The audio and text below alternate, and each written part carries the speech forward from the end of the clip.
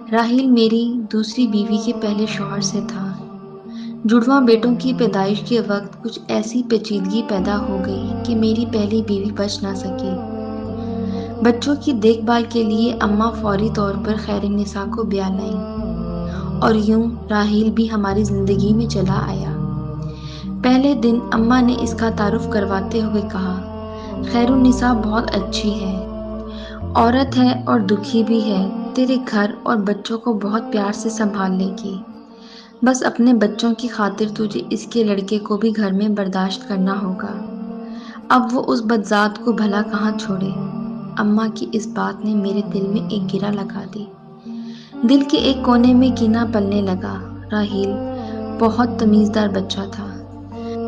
ایک چیز جو میں نے شدت سے نوٹ کی کہ میرے سرد رویے کے باوجود وہ مجھ سے بہت محبت کرتا اور میرے رویے سے اسے کوئی فرق نہیں پڑتا تھا۔ صبح جب میں ناشتے کے لیے کھانے کی میز پر آتا، راحیل انتہائی تمیز کے ساتھ السلام علیکم ابا جان کہتا اور بھاگ کر میرے آگے اخبار رکھتا۔ میرے دل میں لگی گرہ ڈھیلی ہوتی کہ ساتھ ہی آواز آتی، ارے بدذات، چل اپنی اماں سے کہہ جلدی ناشتہ لائے، میرے بچے کو دیر ہو رہی ہے۔ وعلیکم السلام کے ساتھ راحیل کے سر پر پیار دینے کے لیے اٹھتا ہاتھ وہیں میری اپاہج سوچ کے ساتھ لڑتا اور شکست کھا کے ڈھیر ہو جاتا۔ خیر النساء نے میرے گھر اور بچوں کو اچھی طرح سے سنبھال لیا تھا۔ وہ بہت صابر عورت تھی، کبھی شکوہ زبان پر نہ لاتی۔ مجھے یاد ہے ایک دن راحیل اس سے پوچھ رہا تھا، امی جان بدذات کیا ہوتا ہے؟ میرا پورا جسم کان بن گیا۔ میری سماعتیں شدت سے خیر النساء کے جواب کی منتظر تھیں۔ مسکرا کے کہنے لگی، جب کوئی بہت پیارا لگے اور نظر لگنے کے ڈر سے آپ بتانا نہ چاہیں تو اسے بدذات کہتے ہیں۔ اس دن میں نے دیکھا راحیل بہانے سے سارا دن اماں کے ارد گرد پھرتا رہا۔ کبھی جائے نماز بچھا کر دے رہا ہے اور کبھی ذرا سے کھانسنے پر پانی کا گلاس ان کے آگے رکھ رہا ہے۔ اماں کی آواز آئی، ارے بدذات، کیوں میری جان کھا رہا ہے ڈرامے باز؟ جا دفع ہو جا کر کچھ پڑھ لے، کیا جاہل رہ کے میرے بیٹے کے مال پر عیش کرتا رہے گا؟ راحیل نے کھٹ سے اماں کے گلے میں باہیں ڈالی، چٹا چٹ ان کی گال پر پیار کیا۔ اچھا پیاری دادی جان کہا اور بھاگ گیا۔ میں وہیں اماں کے تخت کے پاس بیٹھا دیکھ رہا تھا۔ اماں کی آنکھوں میں ہلکی سی نور کی چمک نظر آئی اور پھر معدوم ہو گئی۔ کیسے بدقسمت تھے ہم ماں بیٹا اور کیسے خوش بخت تھے وہ ماں بیٹا۔ خیر النساء نے بچے کے دل میں نفرت کی گرہ نہیں لگنے دی اور میری ماں مجھے اونچے لمبے مرد پیشے کے اعتبار سے وکیل کے دل میں کس آسانی کے ساتھ گرہ لگانے میں کامیاب ہو گئی تھی۔ مجھے جوتے جمع کرنے کا بہت شوق تھا۔ اچھے جوتے میری کمزوری تھے۔ میری وارڈروب میں ایک سے بڑھ کر ایک جوتا موجود تھا۔ راحیل بہت شوق سے میرے جوتے پالش کیا کرتا۔ کئی بار میں نے اسے بڑی دل جمعی سے جوتے چمکاتے دیکھا اور سچ بات تو یہ ہے کہ میرا دل خوش ہو جاتا جوتے دیکھ کر۔ مجھے یاد ہے ایک دفعہ میں نے خوش ہو کر صرف اتنا کہا، واہ راحیل، کمال کر دیا تم نے، اور اسے 500 کا نوٹ انعام دیا۔ بھاگا بھاگا اماں کے کمرے میں گیا، دادی دیکھیں ابا نے مجھے انعام دیا ہے۔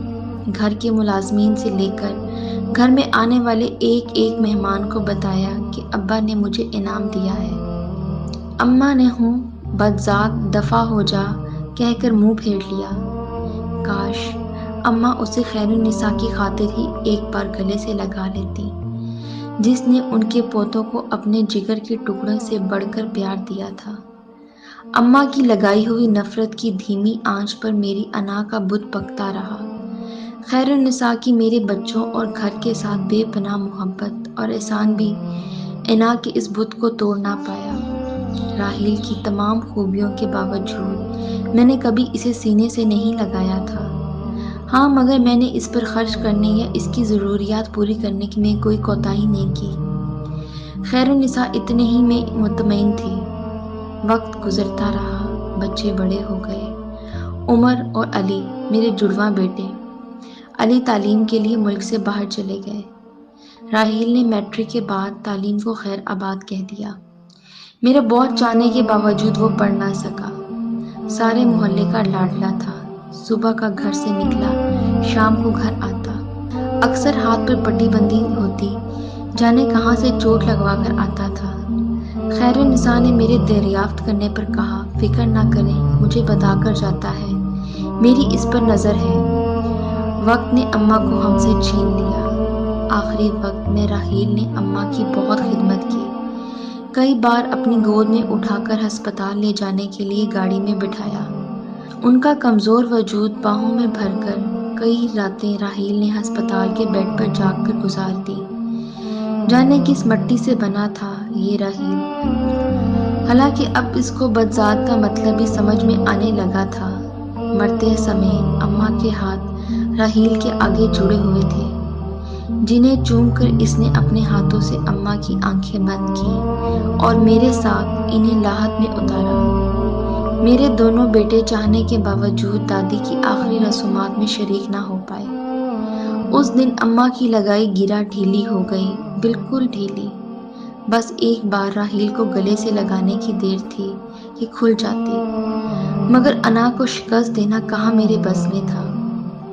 عمر اور علی نے پڑھائی مکمل ہونے کے بعد شادیاں کر لیں اور ادھر کے ہی ہو کر رہ گئے۔ سال میں ایک بار بس ملنے کے لیے آ جاتے۔ گھڑی پر سوئیاں کا رقص جاری تھا۔ اب کے ڈانس اسٹیپ میں وقت کا پاؤں میری قسمت پر تھا۔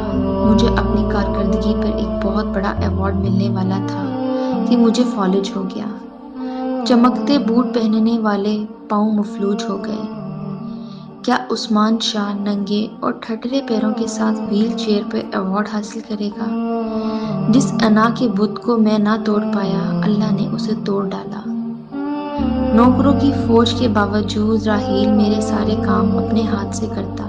تقریب والے دن اس نے مجھے اپنے ہاتھوں سے بہترین لباس پہنا کر تیار کیا، جیسے کوئی باپ اپنے بچے کو اسکول کے پہلے دن کے لیے تیار کرتا ہے، اور پھر ایک انتہائی خوبصورت کالے چمڑے کے بوٹ میرے پاؤں میں پہنانے لگا، جو کہ اسپیشل میرے پاؤں کے لیے بنے تھے۔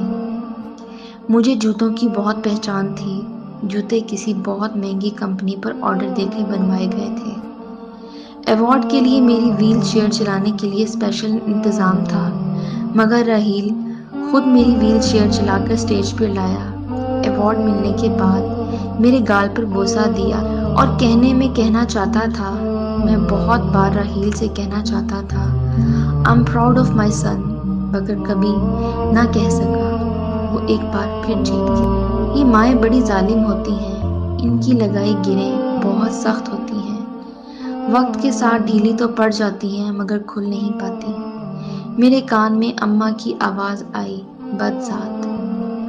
آج شاید میری انا کا امتحان تھا۔ ایوارڈ کی تقریب کے بعد راحیل مجھے جوتوں کی ایک فیکٹری میں لے گیا۔ اندر داخل ہوتے ہی میں نے دیکھا ہر کوئی راحیل کو سلام صاحب کہہ رہا ہے، اور پھر راحیل مجھے ایک دفتر میں لے گیا جہاں ایک بہت خوبصورت بزرگ بیٹھے تھے۔ راحیل کو دیکھتے ہی اٹھ کر آئے، اس کے سر پر ہاتھ پھیرا اور کہنے لگے، مبارک ہو عثمان شاہ صاحب، اللہ کو کوئی تو آپ کی بات پسند آئی ہوگی جو اس نے آپ کو راحیل جیسا بیٹا دیا۔ یہ آپ کے بیٹے کی فیکٹری ہے۔ آپ کا بیٹا دنیا کا سب سے مشہور شو میکر ہے۔ مجھے یاد ہے ایک دفعہ میری پسند کے بہت مہنگے جوتے خراب ہو گئے تھے۔ جوتے اٹلی کے تھے اور واپس کمپنی میں بھیجنے میں بہت وقت لگتا۔ راحیل نے بڑے ماہر موچی بابا جی کو ڈھونڈ کر ان سے میرے جوتے مرمت کروائے۔ یہ وہی جوتے تھے جن پر خاموش ہو کر میں نے اسے 500 کا نوٹ انعام میں دیا تھا۔ بابا جی کی مہارت دیکھتے ہوئے میرے شوق کی خاطر راحیل نے ان سے جوتے بنانے کا فن سیکھا، اور اب راحیل کے بنائے جوتے پوری دنیا میں مشہور تھے۔ یورپ سے عمرہ راحیل کو اپنے جوتے بنوانے کے لیے بلاتے، مگر وہ مجھے اور اپنی ماں کو چھوڑ کے کبھی نہیں گیا۔ بابا جی نے ساری کہانی سنائی۔ اس وقت راحیل کی پٹی بندھے ہاتھ میری آنکھوں کے سامنے آتے رہے۔ اس کے ہاتھوں میں چبھنے والی سوئیاں میرے سارے جسم میں چھید کر گئیں۔ میرے جسم میں سوئیاں ہی سوئیاں چبھی تھیں۔ کون نکالے گا انہیں؟ کیا میری توبہ میرے زخم بھر پائے گی؟ گرہ کھول گئی تھی، انا کا بت ٹوٹ چکا تھا۔ میں نے راحیل کے سامنے ہاتھ جوڑ دیے، اس راحیل کے سامنے جسے اماں بدذات کہتی تھی۔ راحیل نے میرے آنسو صاف کیے، میرے قدموں میں بیٹھ گیا اور کہنے لگا، میرے سب دوستوں کے پاس ابو تھے۔ نانی مجھے اللہ سے دعا مانگنے کا کہتی اور میں نے بہت بار اللہ سے دعا مانگی۔ آپ میری دعاؤں کا ثمر تھی، میرے اللہ کا انعام تھی۔ میں آپ سے محبت کیسے نہ کرتا؟ آپ مجھے بہت پیارے ہیں ابا۔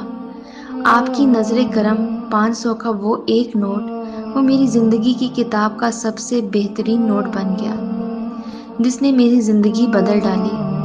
میں اپنے ابا کا پسندیدہ بیٹا بننا چاہتا تھا اور وہ بن گیا۔ وہ میرا سب سے پیارا بیٹا بن گیا۔ خیرالنساء پاس بیٹھی رو رہی تھی، مگر اس کی پیشانی چمک رہی تھی۔